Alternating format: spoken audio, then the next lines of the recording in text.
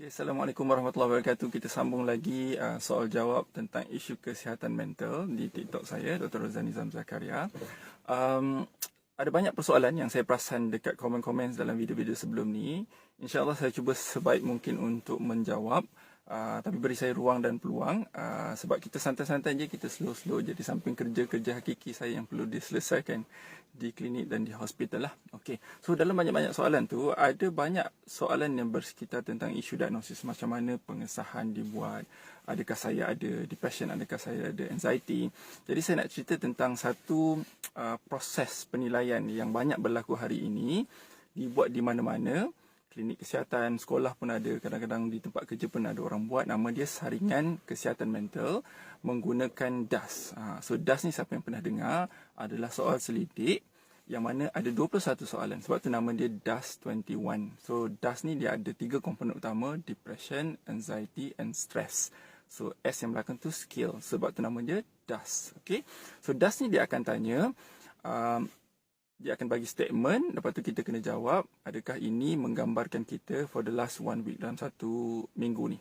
So daripada 21 tu, setiap satu tu adalah item-item gejala ataupun item-item keadaan, sama ada dari segi aspek fikiran kita, perasaan kita, emosi kita, tingkah laku. So dia ada persoalan-persoalan tentang kemurungan, ada persoalan tentang keresahan, kebimbangan, ada soalan tentang stres, ada soalan tentang tidur, selera makan. So soalan-soalan ini digunakan untuk capture kita ada symptoms ataupun ada gejala-gejala ataupun ada tanda-tanda yang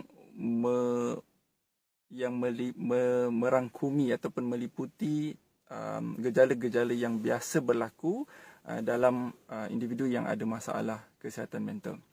Cuma bila kita jawab, at the end tu dia akan ada skor. Kalau kita buat online, dia akan bagi terus depression kita level dia apa, normal, mild, moderate, severe, extremely severe.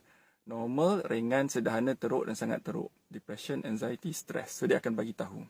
Alright, cuma peringatan saya untuk semua orang yang buat DAS ni. So DAS ni dia bertujuan untuk menyaring sama ada kita ada gejala-gejala masalah berkaitan dengan depression, anxiety atau stress. So dia hanya saringan. Dia bukan pengesahan diagnosis. So ini bermakna walaupun skor anda tinggi pada depression ataupun pada anxiety ataupun pada stress, tidak bermaksud bahawa anda semestinya ada masalah kemurungan, ada masalah mental jenis anxiety. Okay, sebab apa? Sebab dia saring. So saring ni samalah macam orang dia ambil blood pressure. Okay, so dia pun check blood pressure dekat counter pharmacy. Counter pharmacy kata, tinggi blood pressure encik ni 160, bawah dia 90. So tidak bermaksud kita ada hypertension. So proses seterusnya adalah kita akan dirujuk ke doktor di klinik kesihatan ataupun general practitioner. Doktor akan monitor. So doktor akan tengok secara berkala blood pressure kita, barulah kemudiannya doktor akan tentukan kita ada hypertension atau tak. So sama juga dengan ujian saringan air kencing. So bila kita buat ujian saringan air kencing, so kita buat deep strip test tu. So dia akan beritahu kita ada nitrates, kita ada protein, kita ada sugar, kita ada bloods. So tak bermaksud, definitely kalau ada sugar, kita ada kencing manis. Definitely kalau ada nitrates, maknanya kita ada jangkitan kuman. So itu saringan. So lepas pada itu, kena rujuk pada doktor. Doktor akan buat penilaian lanjut. Doktor akan tanya gejala, doktor akan buat pemeriksaan, doktor akan check temperature untuk proses pengesahan seterusnya. Barulah kita confirmkan apa condition kita. So saringan ni dia macam kita nak capture, ada problem atau tak ada problem. So lepas pada tu baru kita buat specific assessment, penilaian. So kalau ada DAS tu pun kata kita ada depression ke, kita ada anxiety ke. So jangan panik lagi.